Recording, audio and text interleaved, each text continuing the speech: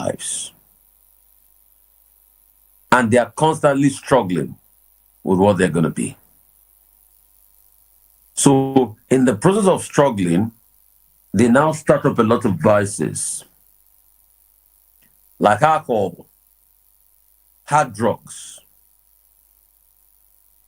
because they feel they are in pains caused by the struggles that go on in their head. I have to tell you that there is nothing wrong with you. There is nothing wrong with you.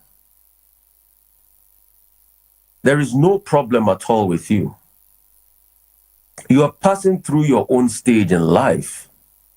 And with your stage, you're going to have ups and you're going to have downs. But the truth is, you think you are never good enough. So you start to harbor all sorts of resentments and you start all sorts of vices around drug and alcoholism. Truth is, there is nothing wrong with you. It is a phase. It is not a bad thing to have identity crisis, but it is a bad thing to go into drugs because you are having identity crisis, or you are having an imposter syndrome, or you feel you are never good enough, or because people are doing all sorts to shame you. You feel you're never good enough. And that's why I keep telling you, a lot of young people and adults today, because you see why I call it the Youth and Adult Conference, that everything I talk about also have to do with what adults are going through, because adults were once youths. So when people are shaming you and saying all sorts of things to you, you should remember that it is not a bad thing to be different.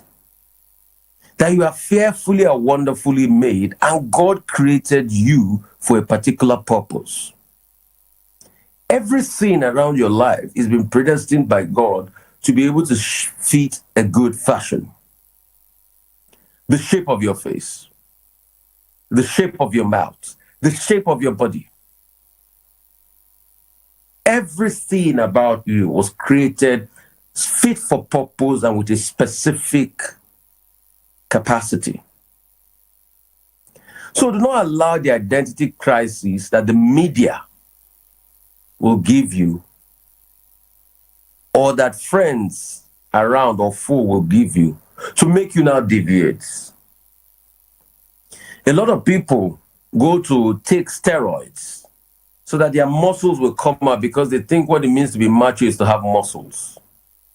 As long as you're fit and you're healthy, that's all that matters. Do not do things because you want to please people.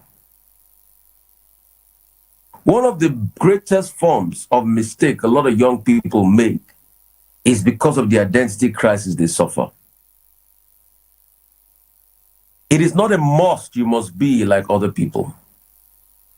In fact, trying to be like other people when God has created you in his own way and in his own fashion is an exercise in futility, because you will miss your own direct calling of what God has created you to be. Don't try to be like anybody else. There's a lot of identity crisis killing a lot of young people. Just be yourself. Another thing is you must have a dream, and you must play a role in the development of your country. It is a fruitless life when you come to this world that you don't play a role in the development of your country. No matter what you do, your voice must be added to the great developmental potential of your country.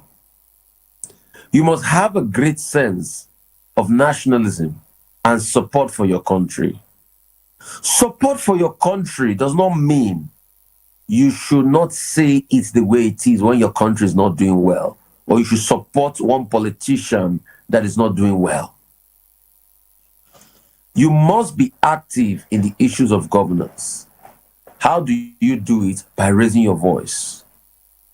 Do not deceive yourself by saying support for my country means, oh, I should not talk about the fact that the economy is bad. When you are dying, you are a fool. Because I'm telling you all of this because there are a lot of misconstruing messages out there. Support for your country means advocate for things to get better and never lose hope of things getting better. So it has to be said, as a young person, seek not only what your country can do for you, but also how you can contribute your own quota to your country. I tell people part of my contribution to my country and my community is me going ahead to build an health outreach center. It's me going ahead to build a library. And if you have the means, not everybody has the means.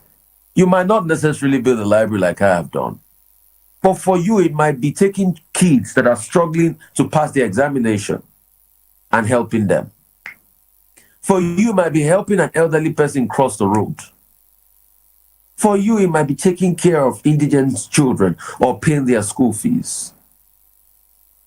Whatever it is for you, there must be a support of your country. Because if you don't support your country, then you have not fulfilled the purpose why God has put you in that country. Despite the challenges in Nigeria, the kind of purpose God put in me definitely will find full manifestation in Nigeria. That's why I put me here.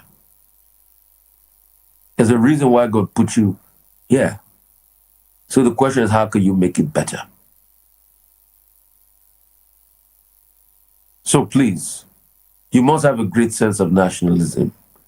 Please, you can hashtag it and tweet it and say, VOP and Rufai Oseni Youth and Adult Conference that I promised last week.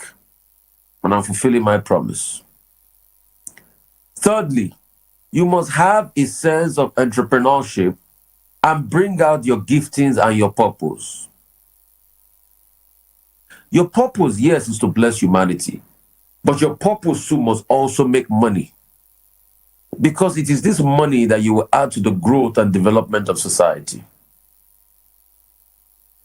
Truth has to be told. Whatever how great or however how great your ideas are, if it doesn't also create monetary value that you can in turn use for development, then you need to check yourself. Truth has to be said. Your hobbies are great, but you must also have something that provides value. The question a lot of Nigerians will ask me is, Rufai, how do we provide value in a society that is depressed? Even in the most tattered of places, you can still provide value. The first way to provide value is identification. How do you identify? You must always constantly identify needs in society. I'll give you an instance. Today, Nigeria still has a big need in the service industry. A lot of people cannot do many things for themselves, and they need people to do it for them. People still need people to wash their clothes for them. People need people to iron. People need people to teach their kids in school. People need people to be able to speak to them in conferences like this. Take, for instance, if I was to host this conference and charge for it, I know how much I'll charge for it because it's a service. But this is my give back to society, and that's why I'm holding this conference on the radio, but not also on the radio alone. We're live on Instagram. We're live on Twitter at all Rufai Oseni's platform, on Facebook and on Twitter. In fact, on Twitter alone, we've got about over 700 people have joined us now, going to 800 people at this conference. Then on Facebook, we've got close to the thousands. On Instagram, we've got close to the thousands. Truth has to be said. Where is the value you have found? Some people have found value in real estate. Some people have found value in crude and oil. The thing about the value you provide to society is the higher the risk, the higher the reward. The lower the risk, the lower the entry. But what makes your value provision exceeding is the capacity of scale you can provide. So take, for instance, rather than going to teach 50 people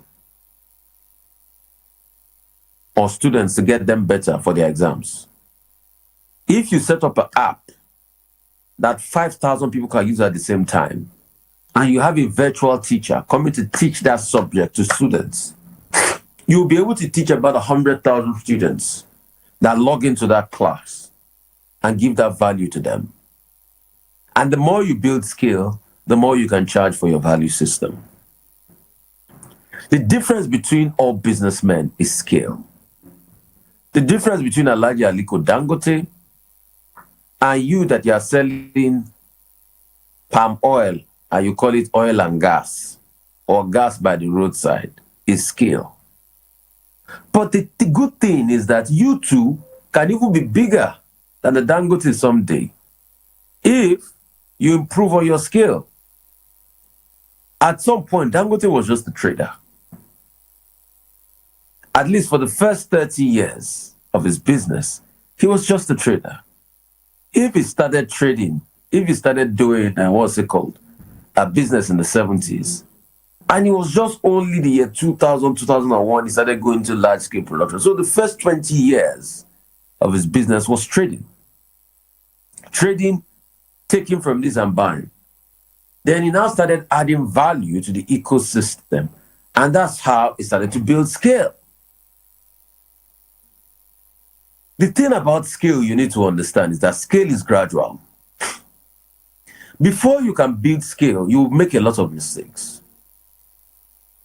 You cannot build scale overnight. In fact, any scale you build overnight will be a disaster. Truth has to be said, it is gradually you build scale before you get to achieve the success of any business. Please, do not be fraudulent because it doesn't pay you. Integrity is constantly the way to go. Truth has to be said. When you build scale and sustainability over the years, people will be able to invest in you. In the process of building scale, a lot of skills will come in.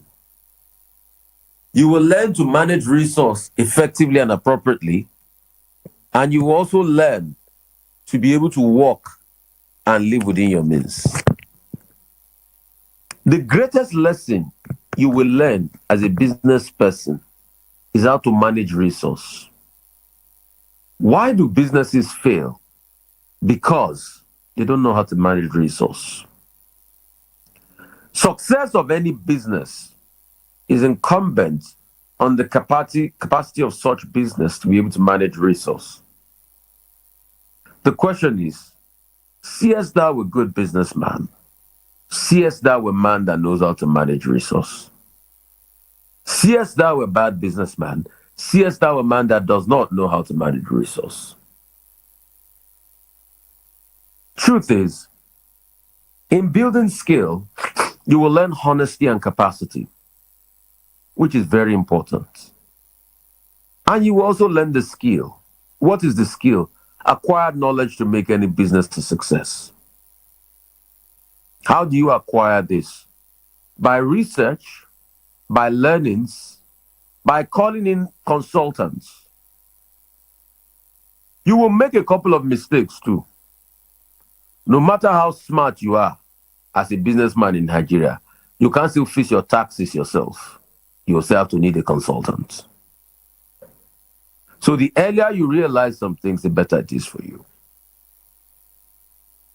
It also has to be said that your capacity to be able to learn from your mistakes is what helps you grow faster. There are some people, they make their mistakes over and over again. In business, make your mistakes quickly, fail fast, because nobody is going to lift you up when you keep making a mistake 10 times over. Also, you must also realize that in building skill, Your competition is your greatest strength. They are not your greatest adversary. How? Your competition will teach you more about the market than anything. When you lose to your competition, your lesson will be learned. So, truth has to be said. It is in losing to your competition constantly that will inspire your sense of ingenuity. But because you want to win your competition, does not mean you should cut costs. Does not mean you should be draconian in nature. It has to be said. Truth is, never always think you are disadvantaged. Some people are asking me that what if you came from a family that had money, that Dangote had money? Truth is, there are many people that came from a family that even had more money than Dangote, but they never achieved anything. It's not about where you come from. It's about what you put in to what you do. Don't be fraudulent. The best salesman for your business is word of mouth. When people meet you, what they say will travel generations more than what you would ever think or envisage. Another thing you should also remember in business is ignore naysayers, but focus on valuable criticism. Constructive criticism and your true critics. I say the word, your true critics. There are two types of critics you'll meet. Bad belly critics, true critics.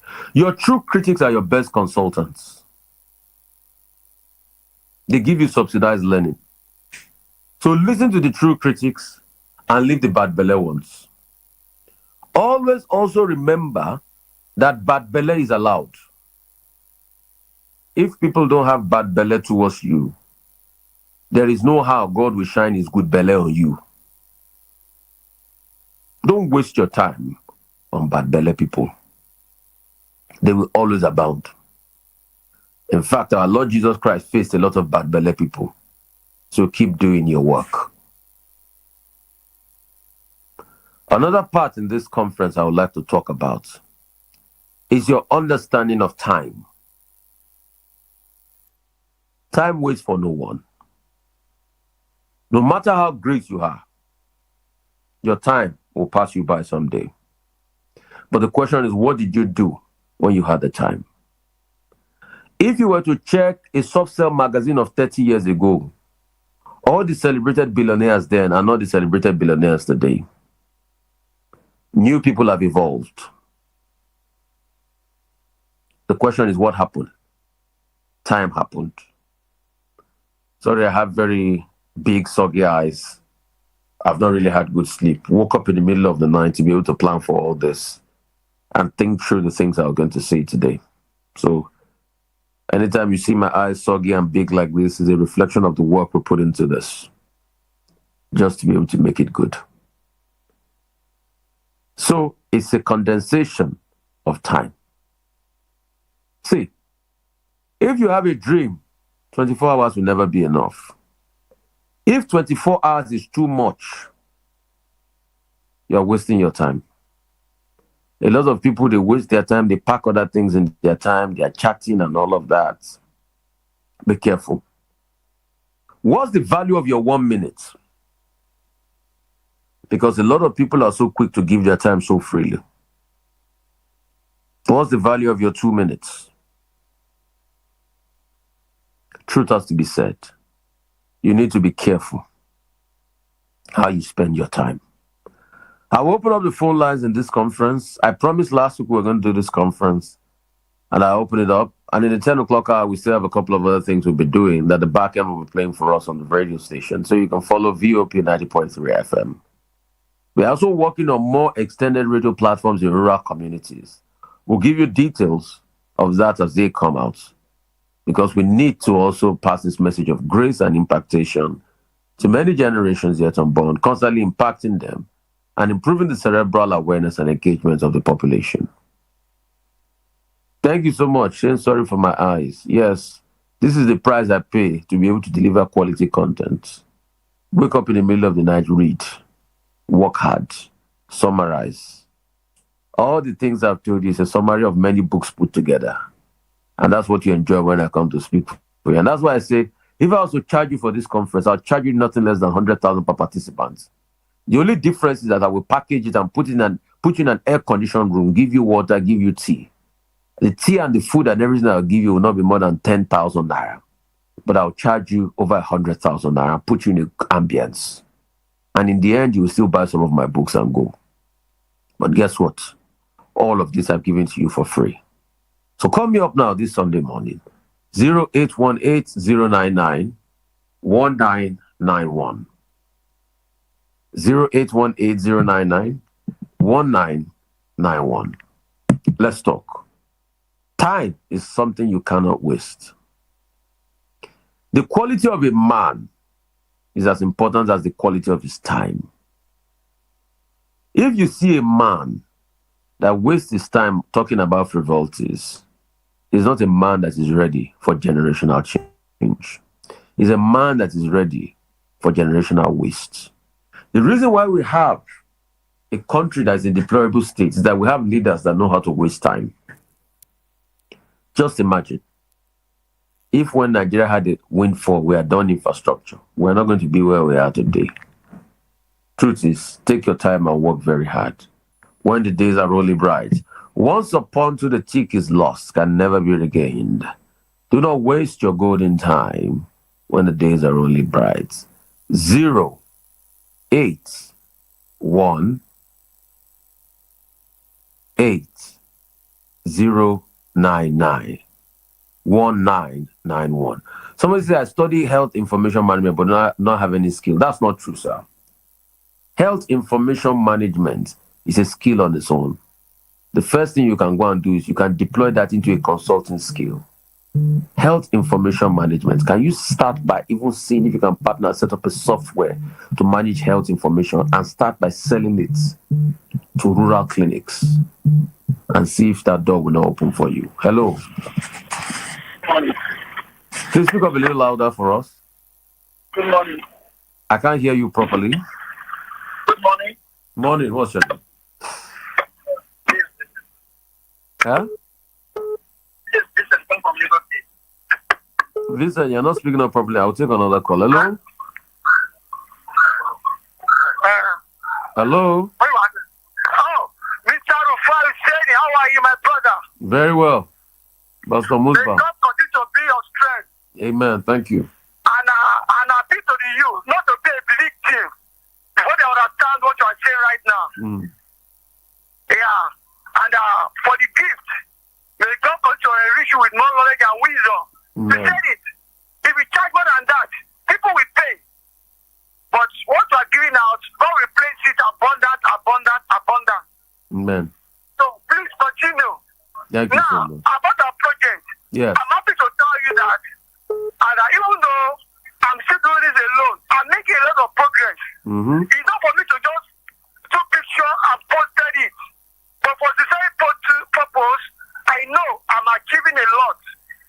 And the youth, some of them are listening, some are still just in between, but I will not relent. I will continue. I'll move to about 6th zone, which I know that other people cannot just go in there. But the favor of God, for being a Mushin boy, I'm able to go there and I talk to them. I never promise them, Rufai, coming, I'm starting my 35 years of activism, my 6 years birthday. I promise them that whatever they can do, I'm going to give them a space for people to connect with them, and that some of them adopt that and they believe it. So that's the weapon I'm using right now. And by the grace of God, everything will come to reality. So I'm doing it here. Very soon, I'm going to connect you on phone to talk to some of them. No problem. To know that it's real. No problem. I will promise them to listen to this program that they can have a voice on this program too. God So bless you. that's all I put on ground now, and I will not relent. Thank to you so go much. on. So the door is still open for you to partner to come with them. Yeah, so if you want to, Ambassador Musba leads our motion program. 0803-572-8196. That's the number to partner with him. He's doing a lot of great work. We are redeeming the life of a lot of young people, and that's why we even had this youth conference. So there are many programs I'm partnering with here. There's also somebody up north that does a lot of advocacy program. Menkem Pharmaceuticals, you know, he's doing a lot of work, giving a lot of health outreach to a lot of people out there. So we're also partnering with him. There's a lot we're doing together, you know, because we're just upholding and instructing and lifting up great people and great minds. Hello, how are you? Morning. What's your name? Good. This is opportunity. Goodness. Great to have you, my sister. How's it going? You all right? Yeah. Please, I want to give a testimony, please. Yeah. Just for 1 minute. Okay. I will do it by song. Oh Lord, Lord of the universe, thank you for answering my prayers. Thank you for opening the doors that closed all in my life. There is no one bigger than you. There is no power bigger than you. No one is more for you to handle. That's why I praise you all the day. That is here You can see I'm giving you beats in the background. Oh, yeah. Are you serious? Yes, man. Tell me about it, my sister. Yeah. Bye. Thank you. So she's giving a testimony. That's great. 0818-099-1991. 0818-099-199. We're building a great community for God, and that's what we're doing on this platform. Hello, how are you? Hello. Great to have you. Good morning, my big brother. This is Manjem Pharmaceutica. Oh, my brother, God bless you. I was just talking about your project just now. How's it going? How's it going up there in the north? Your eyes in the north for impact. Well, we really thank God. God has been so faithful. Yesterday, I visited a care center for the old people at Kurudu in Abuja. My brother, people are really, going through a lot, and we thank God for this private organization that has been caring for these old people, because the challenge we have is just because of the heavy downpour. So we couldn't let some things during the week. So, but we thank God. Yesterday, I just telling them at Kurudu. It was so awesome, meeting people who have dementia, a lot of challenges that have to do with priorities, and giving them proper adequate care and support. So we really thank God for that. I really appreciate what you said this morning. Is not about the truth, the art of timing. Some people, sometimes I took this responsibility upon myself to the glory of God, because I have passion for it. Some people have the opportunity, they don't have the mind. They have the assets, they have the wealth, they have the money, but they don't have that passion. What they believe is about ridiculous. But look at what the quest of enlightenment you give this money is nothing but the truth. Nothing but the truth.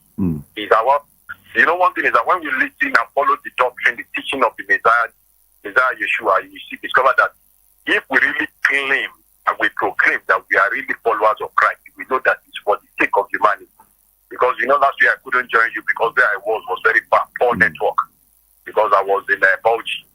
So I just went back before yesterday. So I promised some people. Let me give your number out again, as always. Our brother Manjan Pharmaceuticals is there doing a lot of outreach. We're partnering with him in the north. 0906. What's that your number again? 0906. Yeah. 09066833627. Thank you so much. Really appreciate you, my brother. God bless you. I really cherish you so much. Hello. How are you? Yeah, good morning. Morning. Great to have you. What's your name? Hi, my name is Kelechi. Great to have you, Kelechi. Where are you calling from? I'm calling from Abuja. Good to have you in Abuja. Talk to us, my brother. Sorry? I said talk to us from Abuja. Yeah. I'm enjoying the program very well. I appreciate your concern over our future. Number one, I'm into the taxi industry. Okay.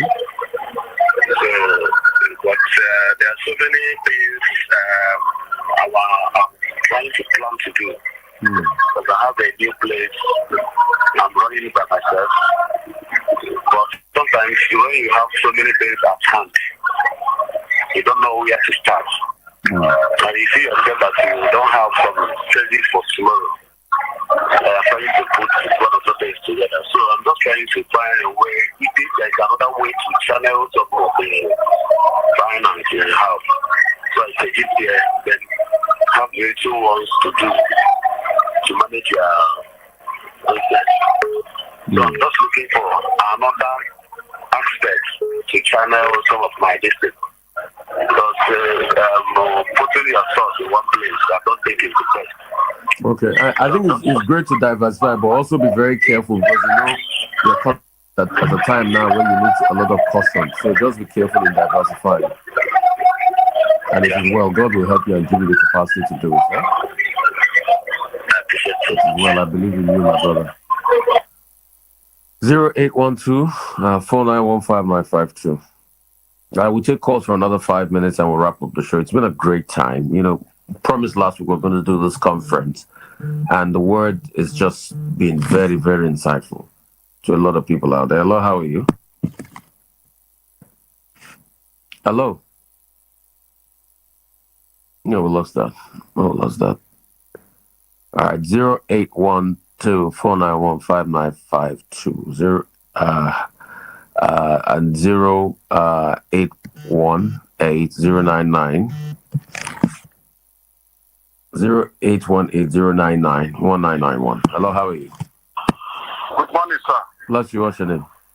God bless you, sir. How family? Very well, bless God. What's your name? Yes, sir. I'm the one calling about my house problem, sir. And you said they've given you some money last week, no? Yeah, the money didn't work. Now, voicemail. Even I start calling the man not pick my call. The man I promised he will give you money. Yes, he sent the money, but I go to the bank to get the money. They said that now voicemail, the money no money enter my card. But I saw it in my phone. Oh yeah. Don't worry. Call your number again. What's your number again? Call it out again. 0817 613 Okay, no wahala. You never know. You get a helper now this time, yeah? Thank you. I appreciate it. Hello, how are you? Hello, good morning. Morning, what's your name? My name is Barry. Where are you calling from, Barry? Hello. Bye. You're fine. Good morning. How's everybody there? Very well. Where are you calling from? I'm actually coming from Maraba, here in Abuja. Oh, talk to me, my brother. How's Maraba today? My brother, Rufai, we are fine. First of all, let me thank God for your life and the nice hearing for you for the first time. Some of us are your fans there in the street, many of us. You never know us, but we know you through the screen of television. God bless you. Thank you so much. That you and preserve you in Jesus' name. Amen. My concern is this, Rufai. Yes, I'm a businessman, not challenge that. But I begin to observe some certain things in Nigeria politics, which is not going down well with my person. Why is it that you so much pick regional interest than the interest of the nation as a whole? Some section of people cannot rule. Meanwhile, some feel that they are the almighty country. Because the thought I had when you made mention a few minutes ago about those rainy days, I think that the construction everywhere and stuff like that, things that you're passing through today wouldn't have taken place. Me as a person, your brother speak to you, I was born at 1936. But as I speak to you, the state I come from, my own region or my kind of person in that state have never tested the seat of power for one day. So why is it like that? It's because let me answer you, my brother. It's because of shallow-mindedness. That's why I say the day we change our mind, the day we change the world. It's because of shallow-mindedness. So people that say, oh, it must be from a certain area, ask them what's their level of performance. It's because of shallow-mindedness. Let it go around. Let everybody have a stab at it. And let's not be shallow-minded. But the truth is, when we have a lot of shallow-minded people, the country will not go. Nigeria is where it is today because we've had many shallow-minded leaders over the years. Yes, sir. And we will continue to have shallow-minded leaders as long as we have shallow-minded people amongst us. And it's not because of education. There are a lot of educated. There are lots of professors that support evil. They can't open up and speak up against evil. It's true. So it's not by education. It's about your mind. There are many professors that they have professorial, they are educated and all of. They claim they are educated, but a 10-year-old is still more mentally exposed than them. So it's because of shallow mindedness, and that's why this country is where it is today. And that's why sometimes I try to open the minds of people, and I sing the Bob Marley song, "Emancipate yourself from mental slavery. None but ourselves can free our minds." The truth is, it's not by your educational degree. If your educational degree and everything you have still makes you feel that competence is based on tribe and religion, then it's a reflection that your education is a waste. And we have a lot of those people in this country. So I don't believe in the educated. I believe in people that their minds are free. Yes, sir. Thank you. It is well. Thank you so much. God bless. Their mind will open someday, but maybe it will be too late for them. I'll see if I can take one or two calls more just by extension, but it's time to wrap up. The conference has been a success. I have to go rest today. And I also have a quick series I did that my back-end crew will be playing from the 10 o'clock hour. After this one, we're just going to play some worship songs. But the 10 o'clock hour, we're going to come back for you. And you can still continue this on the YouTube page, VOP 90.3 FM in Lagos. I also think that VOP 96.1 Abuja should be carrying this show.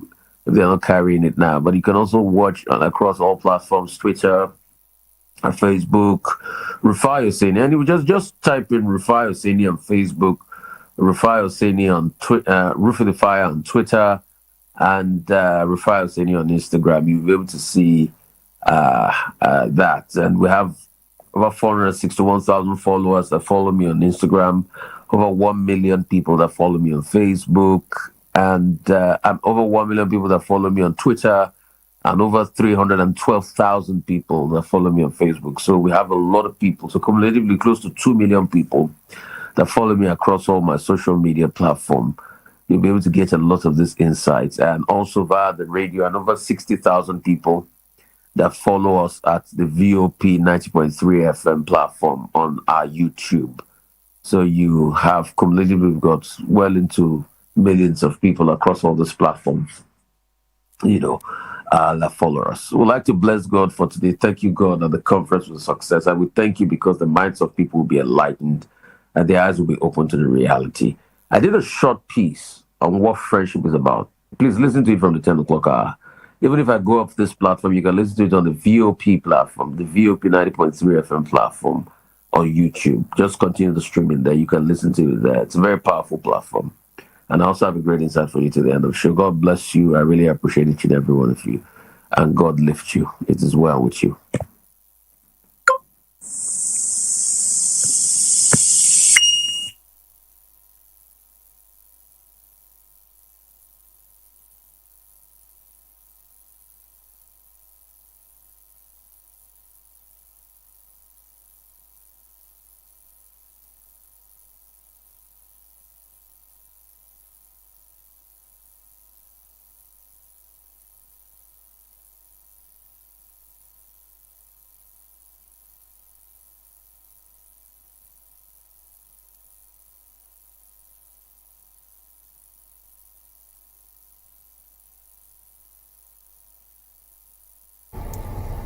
And I had to wait till they pretty much clear up the court for my Sunday morning show. So let me go for it.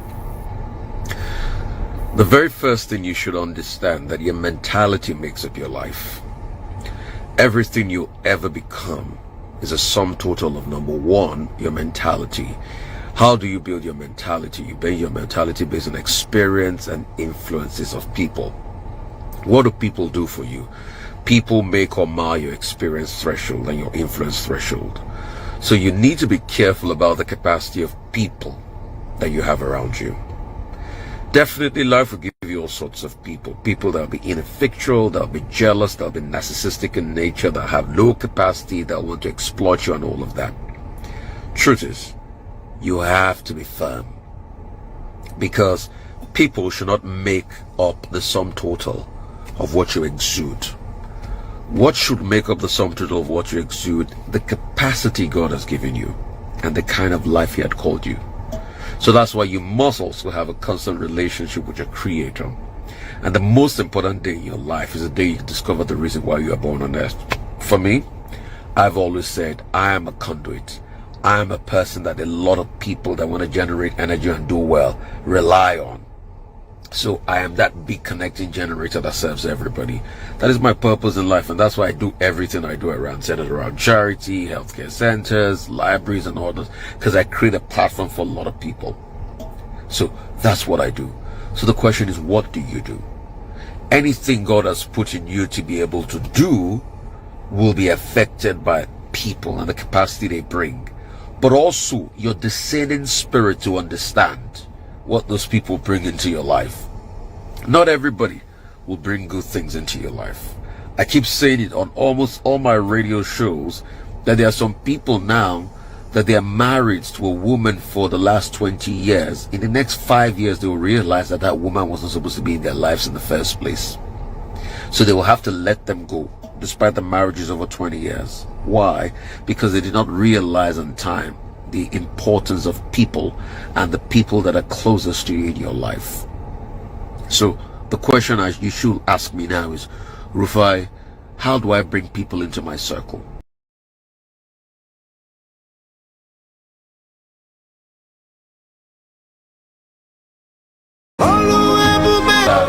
Narcissists, they call them friends. Narcissists think so much about themselves. They think people who are but not everybody can get into this, should get into this. So you might be deluded to fall for a narcissist thinking they were destiny life partners and friends. A lot of you will get to realize this in the next 2-3 years, that the person called your mentor was just a narcissist. The person you call your dearest was just a narcissist. The hallmark of every friendship is, does the person plug into the eternal purpose that God has for you? Anybody that has a conversation with you over a period of time and does not realize what your purpose is in life will need to be a friend. And acquaintance does not care about you.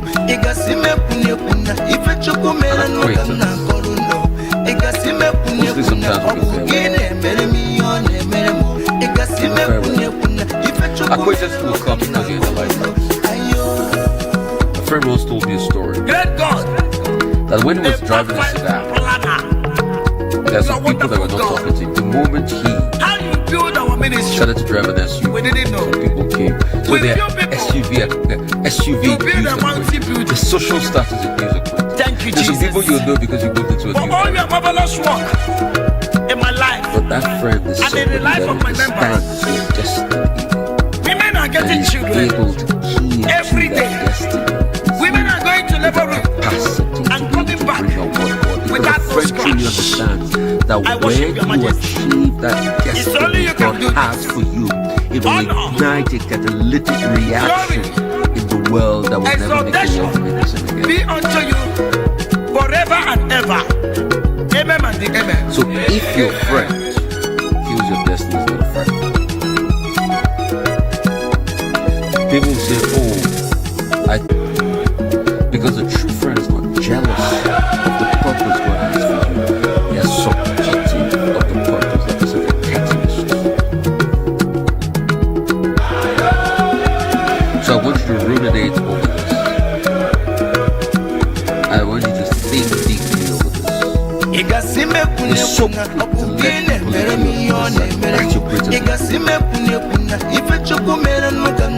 And for as many of you that are so quick to let people into your insight that they destroy the essence and the purpose of what God has in your life, I pray that the redemptive catalytic ignition that the Holy Spirit brings will revive that thing.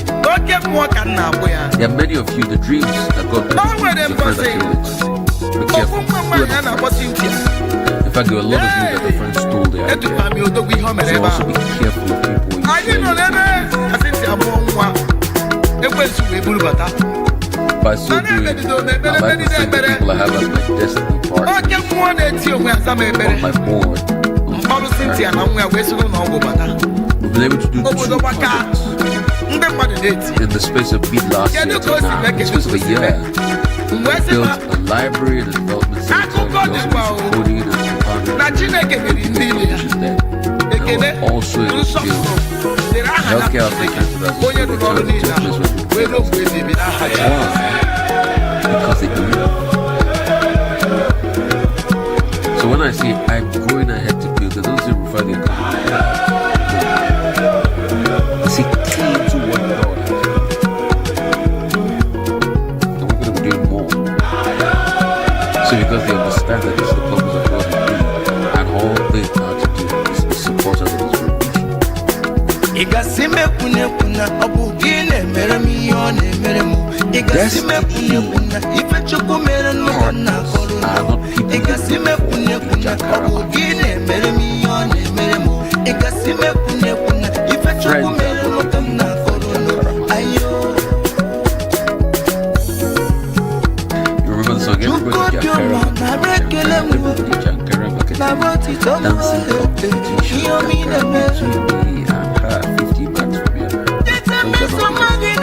Friends are not people you look for because of status. Come and see what the Lord has done for me. Come and see Friends are not what the Lord has done for me. you look for achievements. Friends are people that have an eternal connection to innate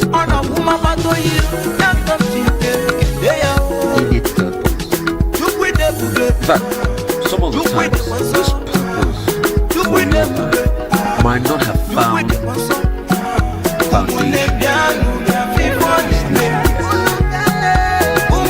But when you have a true friend who understands that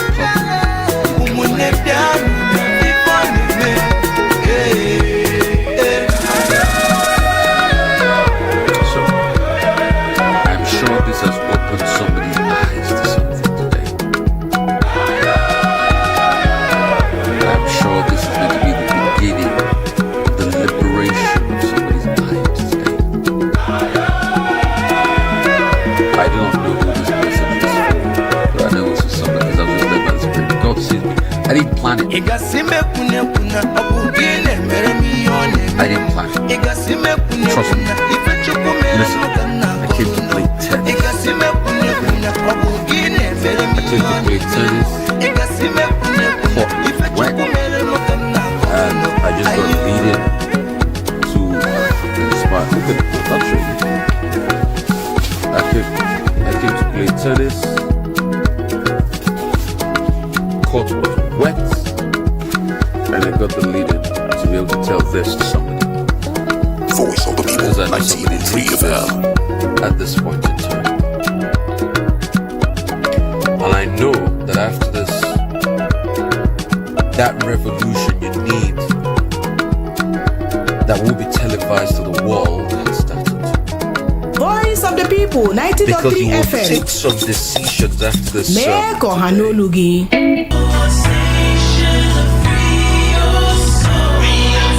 The Voice of the People, 90.3 FM. Hi guys, wonderful Saturday morning. So I said I had to do the video. So I was off to go play tennis. Look at some bad boys here. But the court was wet, as you always get when you have raining season, and I had to wait till they pretty much clear up the court for my Sunday morning show. So let me go for it. The very first thing you should understand that your mentality makes up your life. Everything you ever become is a sum total of, number one, your mentality. How do you build your mentality? You build your mentality based on experience and influences of people. What do people do for you? People make or mar your experience threshold and your influence threshold. So you need to be careful about the capacity of people that you have around you. Definitely life will give you all sorts of people. People that will be ineffectual, that will be jealous, that will be narcissistic in nature, that have low capacity, that want to exploit you and all of that. Truth is, you have to be firm. Because People should not make up the sum total of what you exude. What should make up the sum total of what you exude? The capacity God has given you and the kind of life He had called you. So that's why you must also have a constant relationship with your Creator. And the most important day in your life is the day you discover the reason why you are born on earth. For me, I've always said, I am a conduit. I am a person that a lot of people that want to generate energy and do well rely on. So I am that big connecting generator that serves everybody. That is my purpose in life, and that's why I do everything I do centered around charity, healthcare centers, libraries, and all this, because I create a platform for a lot of people. So that's what I do.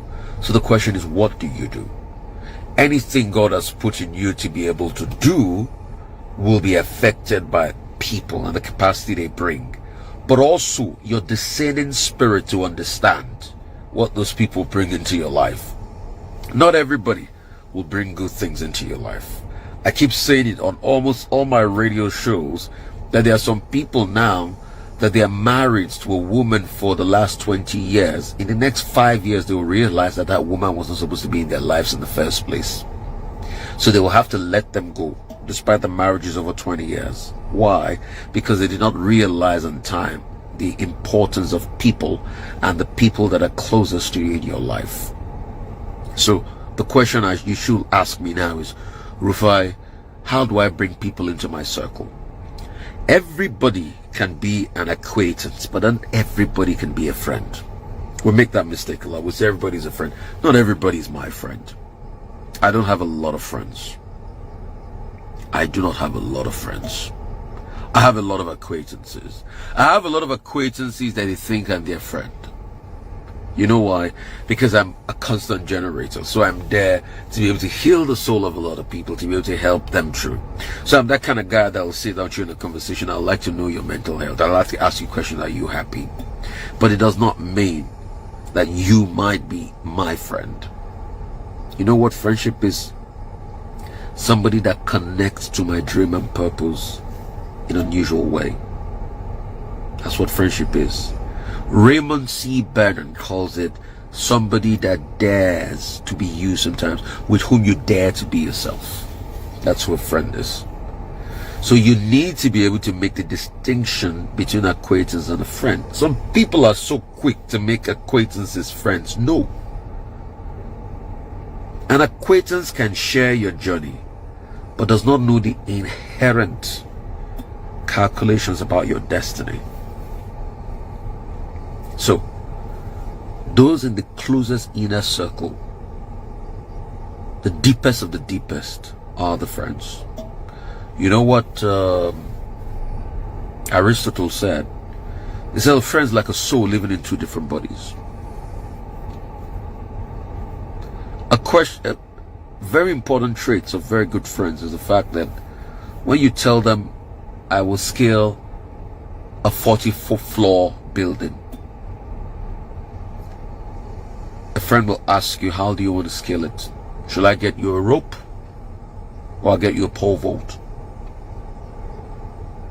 An acquaintance will say it's quite very big.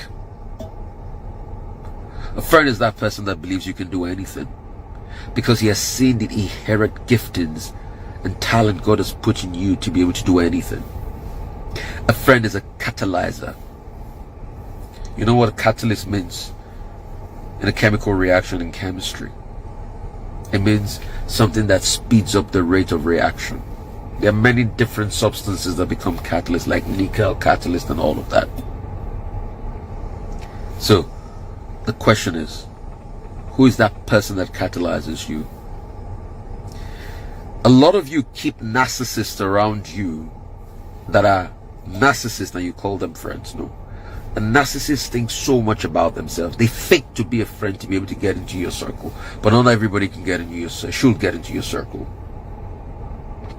So you might be deluded to fall for a narcissist thinking they were destiny life partners and friends.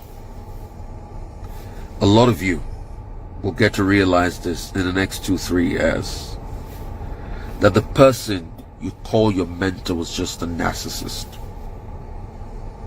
The person you call your dearest and best was just a narcissist.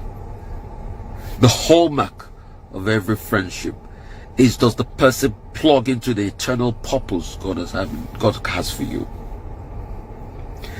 Anybody that has a conversation with you over a period of time and does not realize what your purpose is in life is not fit to be your friend. An acquaintance does not care about your purpose. An acquaintance mostly sometimes will be fair weather. Will be fair weather. Acquaintances will come because you're in the limelight. A friend once told me a story that when he was driving a sedan, there are some people that were not talking to him. The moment he started to drive an SUV, some people came. So they're SUV induced acquaintance. The social status induced acquaintance. There's some people you'll know because you moved into a new area. But that friend is somebody that understands your destiny and is able to key into that destiny with you, with the capacity to be able to bring out what God, because a friend truly understands that when you achieve that destiny God has for you, it will ignite a catalytic reaction in the world that will never make the world remain the same again. So if your friend kills your destiny, is not a friend. People will say, oh, I thought she was my friend. I introduced her to my husband. She snatched my husband. She was never your friend in the first place. You never saw it before. Because a true friend is not jealous of the purpose God has for you. They are supportive of the purpose. Like I said, they're catalysts. So I want you to ruminate over this. I want you to think deeply over this. You're so quick to let people into your inner circle. That's your greatest undoing. And for as many of you that are so quick to let people into your inner circle that they've destroyed the essence of and the purpose of what God has in your life, I pray that the redemptive catalytic ignition that the Holy Spirit brings will revive that thing. There are many of you, the dreams that God put in you is your friend that killed it. Be careful. They were not friends. In fact, there were a lot of you that the friends stole the idea. So also be careful of people where you share your things with. By so doing, I like to thank the people I have as my destiny partners on my board of my charity. We've been able to do 2 projects in the space of mid last year to now. In the space of a year, we've built a library and a development center. We also use for coding and empowerment of children and do debate competitions there. And we're also able to build a healthcare outreach center that's also going to be turned into a place where we can get healthcare. Why? Because they believe. So when I say I'm going ahead to build, they don't say, Rufai, the economy is bad. No. They say key into what God has for you. And we're going to be doing more. So because they understand that this is the purpose of God in me, and all they are to do is to be supporters of this great mission.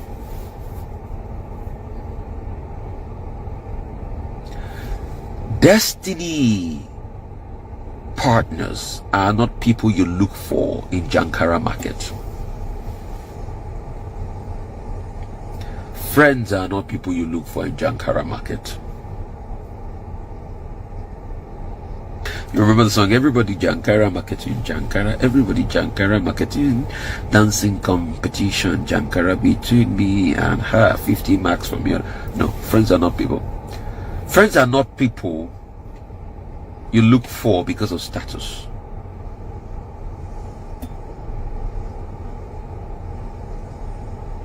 Friends are not people you look for because of achievements.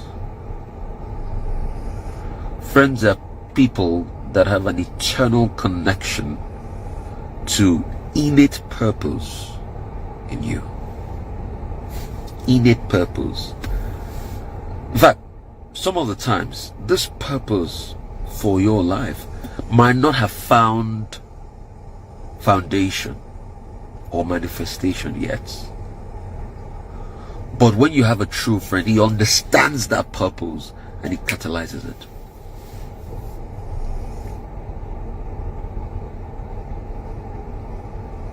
So, I'm sure this has opened somebody's eyes to something today. I'm sure this is going to be the beginning of the liberation of somebody's mind today. I do not know who this message is for, but I know it's for someone because I was just led by the Spirit. God sees me. I didn't plan it. I didn't plan it. Trust me. Listen, I came to play tennis. Look at it. I came to play tennis. Court was wet.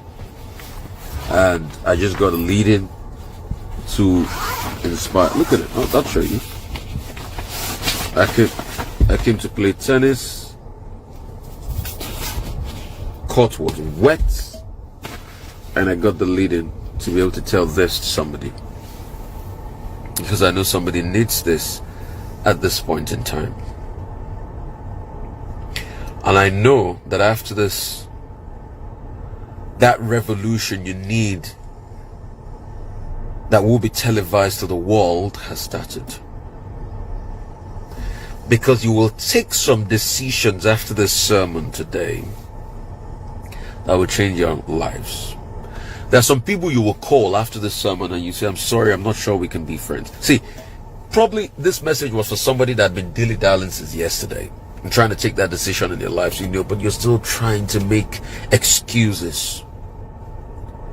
But this was just what you needed to be able to nail and make that decision. This is probably what you needed.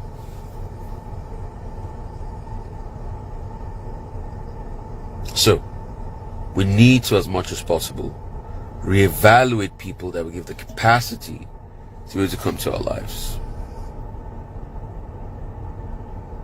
Not everybody. Not everybody. Not everybody should come close. Not everybody. See, friends are not people you make because of your profession. You'll be delusional. Friends are not people you make because of your profession. You cannot say, oh, because friends are not people you make because, oh, they're your colleagues in the place of work. No.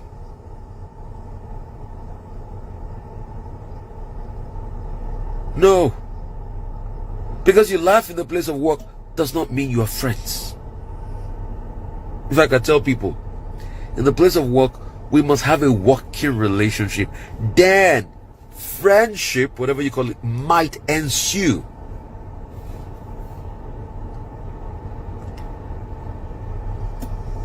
But like I said, most importantly, a friend is somebody that understands the purpose of God in your life. And their paramount question every day is, how can I catalyze the purpose of God in the life of this, my friend? And a lot of you don't get it. So you're so quick to say, oh, this person is my friend. Oh, your friend, my friend, my friend. See, friend is not somebody you say you have because you want to show off. Maybe because the person is popular and you say, oh, this is my friend. No, no, no. A friend is that person that came because of the purpose of God in your life. The reason why they're there is because of the purpose of God. See, there are over 7 billion people on planet Earth. Probably in the last generation, maybe they were way less, about 1 billion thereabout. In your sphere of contact, no matter who you are, truth is, probably you meet 1,000 or more in your lifetime. But the people that will pass this test of understanding the purpose and walking in tandem with the purpose of God in your life and trying to catalyze the purpose of God in your life might not be more than 2 people. If you are lucky, you will have 2 people Some go a lifetime without even finding who a friend is. Some will have probably one. Some will have three. Some will have two. And some of them they call per seasons. Some were there for a season and they'll leave. Some were there as friends of destiny till eternity. I tell people, if a man marries a friend of destiny as his wife, he's made for life. But if a man marries somebody that is anti the purpose and the destiny of his life, he will become a philosopher. Can somebody write that down? He'll become a philosopher. The greatest joy is for a man or a woman to be with somebody that directly understands the purpose of God in their lives and their destiny. And that's why I say, see, don't be deluded. You need to be very careful before you get married. There are a lot of you today that despite the fact that you just celebrated 20 years of marriage happily, in the next 6 months, there are some things that will happen to you that will make you realize that that person was not intended with your purpose and your destiny. It's a mindset you need to understand. And that's why marriage is not just something you do because, oh, I'm getting over 30. I need to settle down. My biological clock is ticking. No. It is a date with destiny. It is a date with the purpose of God. That's what marriage is. When you see a lot of people, for them it is a date with disaster. If beauty or handsomeness is a parameter in making your choice of marriage, you have just exhibited one of the greatest level of delusions in the world. Because as with everything, beauty fades, life fades, but the principle of the heart of the person you're dealing with does not fade.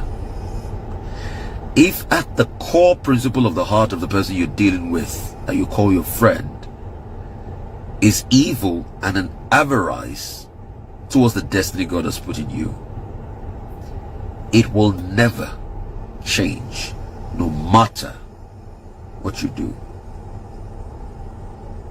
The Yorubas have a saying, Egberun Saamu le Samoron Lowo. So, if that person is unintended with your destiny in the first place, there is no point you lingering or trying to hold on to what will be tantamount to disaster. What are the things you're looking for as a life partner is equally tantamount to the things you're looking for as a friend of destiny. So on dates, it's not conversations on how beautiful the person is. That's established. And be wary about women or men that said, I'm very handsome and very beautiful. A lot of people on my case. It's a reflection of their shallowness. You can't have a long-term destiny interaction with such people. But the most important questions you should ask is, what is your perception about purpose and destiny? What are your principles about ethics? What are your principles about God and faith?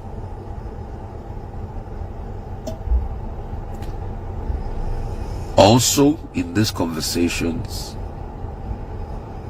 listen less to the things the person says, but more about what the person do when those scenarios that would test their ethics, principles, outlook on faith, and outlook on purpose arises. And let that be a guide in how you get a friend and also a life partner.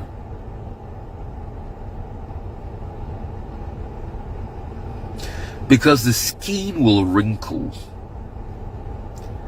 the sexual intercourse will diminish according to the years, but purpose will remain.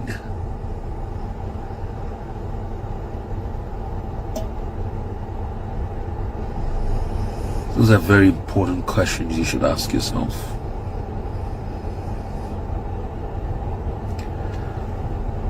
I didn't plan to do this morning. Saturday mornings are for my tennis. I love you. Have a good one. Bless you.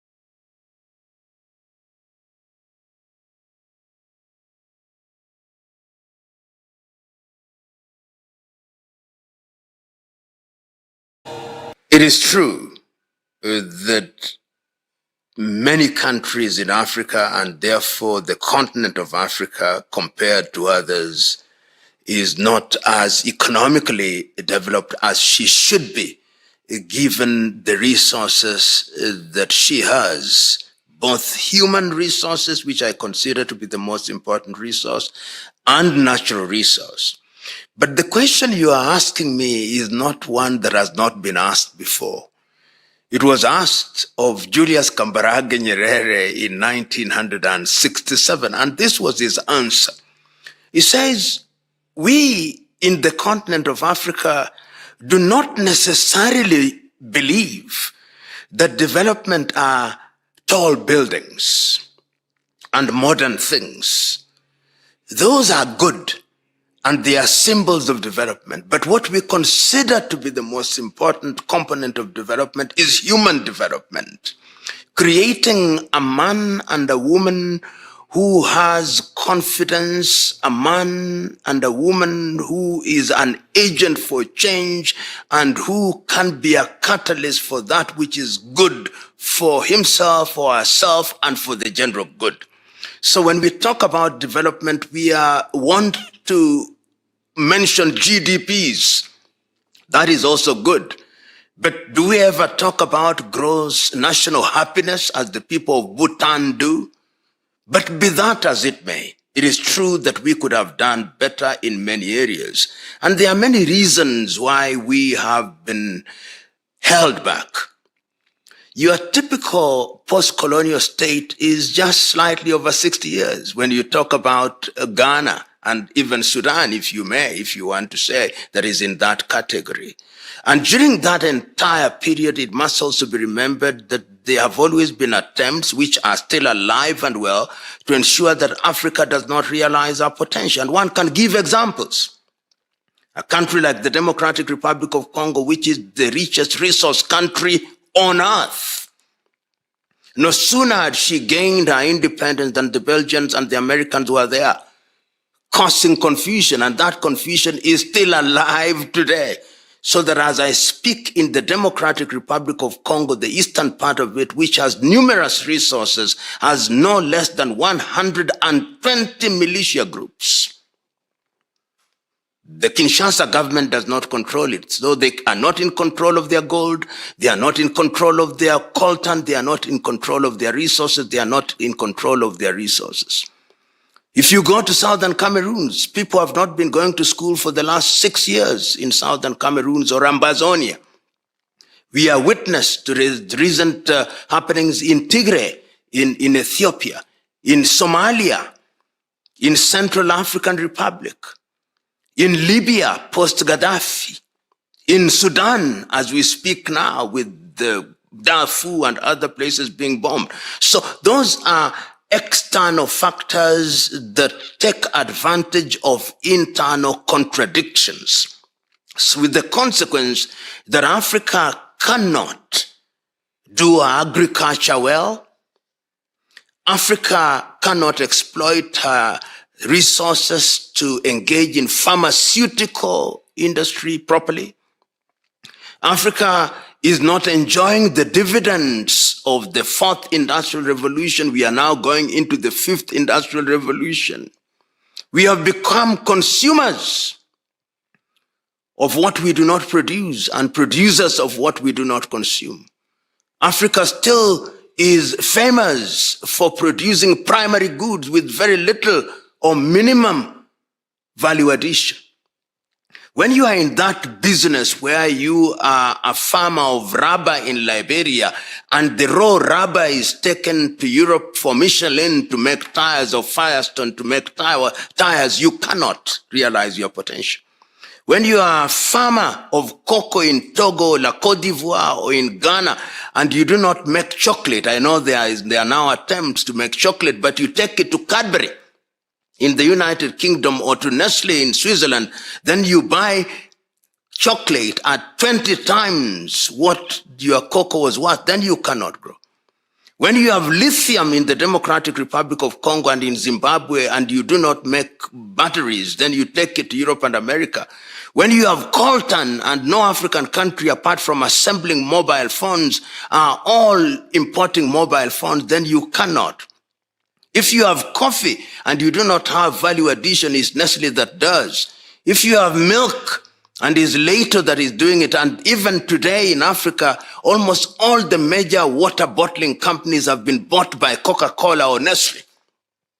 That is the state in which Africa finds herself. We are even importing fish in Kenya from China and fish feed from Brazil. When your currencies mean nothing, when your economy is totally dominated by the dollar, dollarized, when your banking system is controlled, when your insurance system is controlled, then you have a problem. When you do not engage in meaningful research, they are all sponsored by external bodies. When your foreign policy is dominated, when your policy in critical areas is dominated by others, when your institutions are financed by the others, you cannot develop. Or even if you appear to do, you cannot do it in a sustainable manner. When your economies are literally controlled by the Bretton Woods institution, the World Bank and the IMF, when your Pan-African Bank with the 88 members as the second largest shareholder, the United States of America, followed by Germany and France and EU, you cannot grow. In other words, Africa in many ways is still laboring under the weight of foreign domination. Initially, it was the colonial powers from Europe. Then after the war, it is the single largest and biggest hegemon, the United States of America. We now see the Chinese in the last few years are coming very, very strongly. We see the Turks are coming very strongly. The GCC countries, including Saudi Arabia, Qatar, Bahrain, Oman, all these countries are coming in very strongly. The net effect is, as somebody once said, when you are wearing a borrowed coat, you cannot do that with confidence. That is the state of Africa. And that is the state that we must deal with. We appeared to regain political independence, but the most important thing that can undergird that political independence is economic independence, which we don't have in many African countries. That is why sanctions work very effectively against African countries. A country like Zimbabwe, laboring under sanctions. Right now, we see South Africa being threatened with sanctions because our economies are shadow economies that are controlled from Washington, D.C., or from Paris, or from Lisbon, or from London. We must cut that umbilical cord. If we don't, as the saying goes, the puppeteer will continue to control the puppet. And that is why very easily, despite the protestation of African heads of state to the contrary, when they are summoned to all these meetings that they go to, they are summoned to Washington to be told what to do. They are summoned to Sochi to be told what to do. They are summoned to Tokyo to be told what to do. They are summoned to Paris to be told what to do. They are summoned to Brussels to be told what to do. They are divided so that they enter into unfavorable bilateral arrangement to the detriment of the region and the continent. Africa must do what others have done. Energy. You must generate enough energy or sufficient energy to industrialize. Value addition. We must stop the brain drain. Some of our best men and women are outside. We must be in the nuclear age. We must be in the artificial intelligence age. As I speak to you now, we don't control technology. Twitter. All these, the internet, we don't. It is controlled from elsewhere. The experience of others tells us why China is what China is, why Japan is what she is, why Korea is what she is, why Vietnam is now becoming what it is becoming, is because they said in order to be in a position to completely realize sustainable development, we must control the levers of development. If we don't, then we will be controlled and manipulated. We are colonized. If anybody ever doubted that, that is why. And Kwame Nkrumah was ahead of his times in this regard.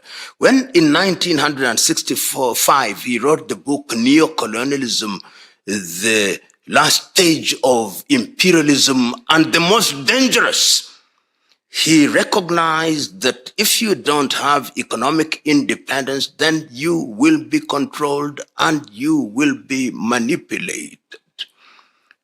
There is a great Korean economist, Ha Jun-chang, who has written a book called The Bad Samaritans. He tells us those who are donors, they call themselves donors and development partners, those are bad Samaritans. They prescribe poison for you while they eat nectar and honey. And Dambisa Moyo, the young Zambian economist, has told us why aid is a dangerous thing. So the colonization and the burden under which we labor today is very subtle colonization. Sometimes it's not even so subtle. Remember, the French, for example, still controlled the currency of their former colonies. Remember that the organizations which are created in the post-colonial era are designed to achieve that very thing. So we are still colonized.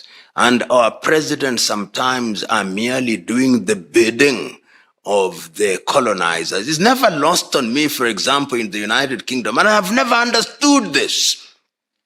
When we are approaching an election, the leading presidential candidates are invited to a place called Chatham, and they are debating. It happened with Kenya in the run-up to the elections in 2022. It happened in Nigeria. I hope it will not happen in the case of Ghana and in the case of Zimbabwe. But it is a statement. You young boys, you are going to engage in what in our mind is essentially the appointment of a school head prefect or head girl. We want to assess how you debate and how you will behave when you ultimately become the head boy and the head girl. They don't say it in such crude terms, but I believe that that is what it is all about. Then they invite you to a program called Hard Talk to ask you difficult questions to see whether you can withstand. We are still colonized. It's painful. Trade, not aid.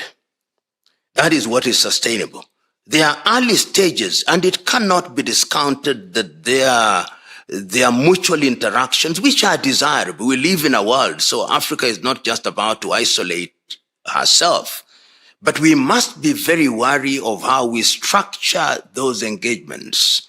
Because when the Chinese, or indeed any other power, comes to Africa or goes anywhere, they do it in a manner that will be in their best interest, and I have no problem with that. The problem with Africa is that we don't define our interests. We are quick to sign on the dotted lines. We must not. We must interrogate the thing that we sign. We must debate. Right now, you may know what is happening in Botswana and in Namibia. They have had a mining agreement with De Beers, where De Beers has been taking 50% of the proceeds of the mining sector. And they are negotiating. And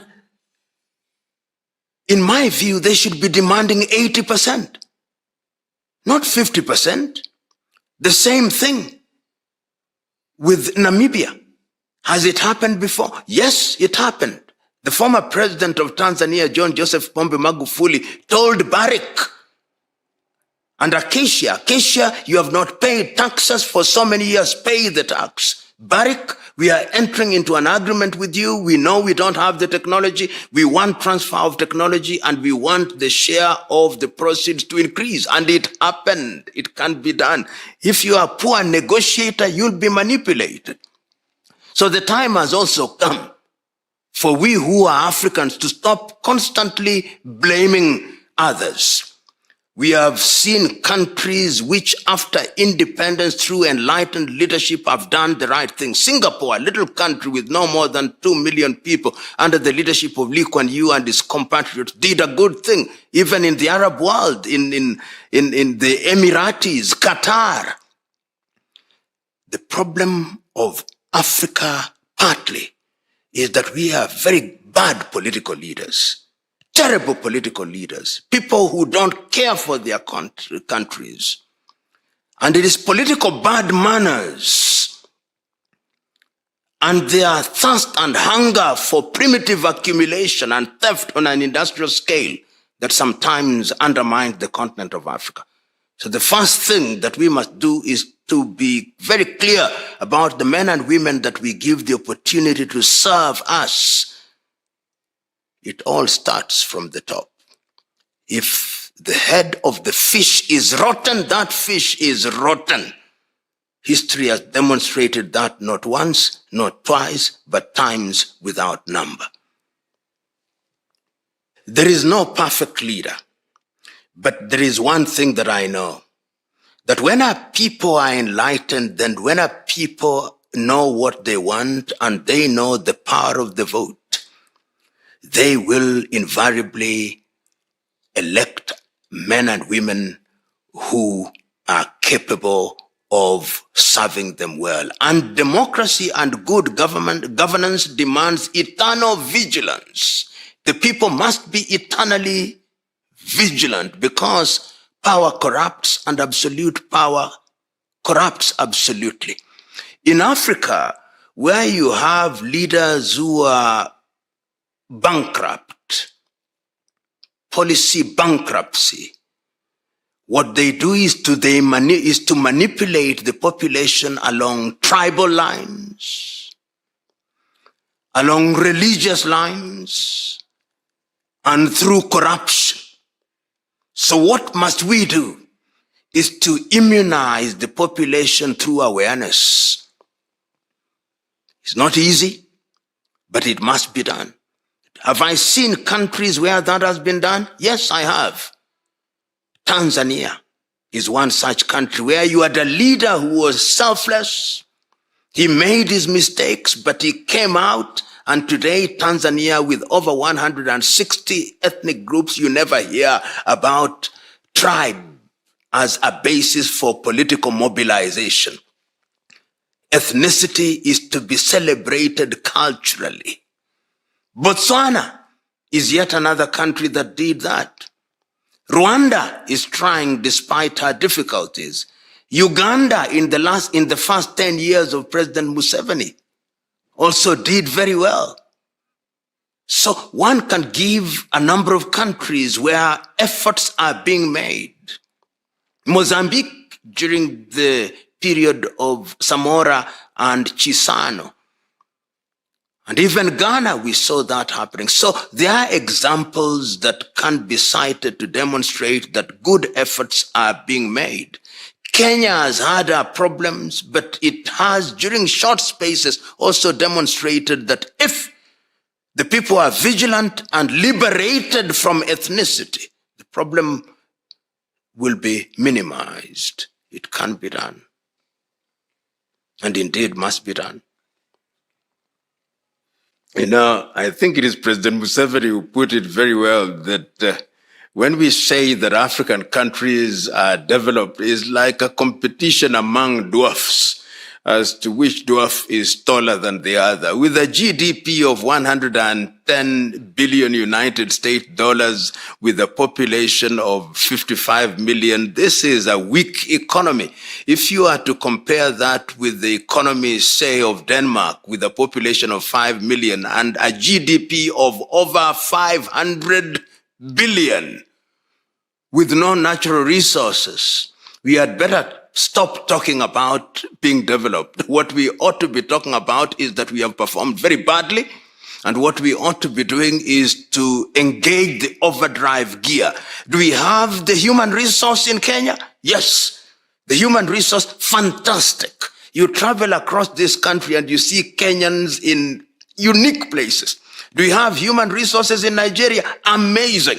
There is not a country in the world which has the kind of human resource that Nigeria has dispersed in Ghana and in many countries. So what we ought to do is to create an enabling environment and to have clear development plans and have pronouncements which are implemented. Our problem is implementation. Can it be done? It has been done. You and me know and have been witnesses to a little desert called Dubai. In 30 years, they have succeeded in doing amazing things. Qatar, Oman, Bahrain, Brunei, it can be done. So I'm suggesting to we of the African stock, wherever we are, the time is now to wake up and begin to do the right things. The old saying goes, when you are looking for fish, you don't climb trees. We've been climbing trees for too long in search of fish. We'll never find them there. This thing called democracy, we must define it for ourselves. I no longer use it as frequently as I used to do in my younger day. I now talk about governance. And what do I mean governance? I mean involvement of people in formulation of policies that are going to be implemented for their benefit. Does it have a one-size-fits-all? No, it varies from country to country, and then it must be adapted in a manner that addresses the historical context in which it is being dealt with. So that what one sees in a country such as Rwanda is discipline. What we can borrow from Rwanda is a disciplined leadership that is clear about what they want. And when you have lived in an environment where everything goes, then when discipline is introduced, you label it dictatorship. So my view is discipline is critical, and subscription to the rule of law is also critical. allowing people to participate and ideas to compete, because good governance, which sometimes is called democracy, is a competition of ideas, is a buffet of ideas where the weak ideas give way to the strong ideas. And if an idea is found not to have been good, then it is replaced by a better idea. So I think discipline is at the very heart of sustainable development. In most African countries, we think that by changing the constitution we'll solve the problem. Political bad manners cannot be solved through constitutional amendments. We must just have what I call a character and behavioral transplant. If we have that, then our countries are going to move. And we must also have sustainable peace. You know, because we are part of the world, I was listening to a speech delivered on the 10th day of June, 1963, by the then American President John F. Kennedy at the American University, and he was delivering a commencement speech, and he was talking about the significance of peace in the world. Because peace is the foundation stone upon which governance is based. In the absence of peace, which is sustainable and is not the peace of the graveyard, it is peace that is born out of mutual respect and born around the realization that in the face of disorder, nothing is achievable. Peace, sustainable peace, the peace that surpasses all understanding. Let me talk about natural resources, and they must be seen in their diversity. And when we talk about natural resources, one would even be broad to talk about the physical resources, such as rivers, now the so-called blue economy. How are we using our hydroelectric resources? How are we using our geothermal resources? How are we using and manipulating minerals and other things? The answer to that question is value addition and expanding African markets. Do you know that intra-African trade stands at no more than 25%? Which means that within a population of nearly 1.5 billion, we are importing things that we ought not to import. We are exporting raw material without value addition. So going forward, in order to deal with our development and industrialization, we must begin to do two things. One, value addition. Setting our prices, trading amongst ourselves, getting into the technology space. If you are not in the technology space, in the medical technology space, in the military space, in the mobile telephony space, in the artificial intelligence space, then your resources will always be taken away from you, because in their raw form, they don't have any value to you. But if you have gone into the technology and industrialization space, then you will have appetite for them. And I think that that is what Africa must do. Is it beginning to happen? Yes, it is beginning to happen. You are beginning to see, for example, in the area of value addition, in a number of countries now, we are setting up industrial parks, including countries such as Rwanda, Uganda, Nigeria, Ghana, Kenya, South Africa, of course. They are setting up these industrial parks because they say this will be the incubation ground, which will then enable us to go to the next stage, because science does not know boundaries. So when it becomes a question of borrowing technology and sharing experiences, the global arena does provide. What it is that we must do is to say, what is in it for us? And fortune favors the vigilant. The great Indian Rabindranath Tagore once said, you cannot cross the ocean by staring at it. You must try crossing it. That is what we must do. Development, understood in the broad sense to mean human development, and human development as therefore the enabler and the facilitator for the manipulation of natural resources is at the heart of human development. And if Africa is to realize our potential, our human resources must be enabled through research, through provision of opportunities, so that they are able to utilize and to unleash their intelligence in order to manipulate the things that divinity and God has given to them. The last time I read the good book, it said, "Go ye and subdue the world." And you can only subdue the world when you are doing things that will be useful for you and generations yet to be born. In other words, what man can dream about, man can do. We have been dreaming for too long. The time is now for us to wake up, to give meaning to the things that we have dreamt.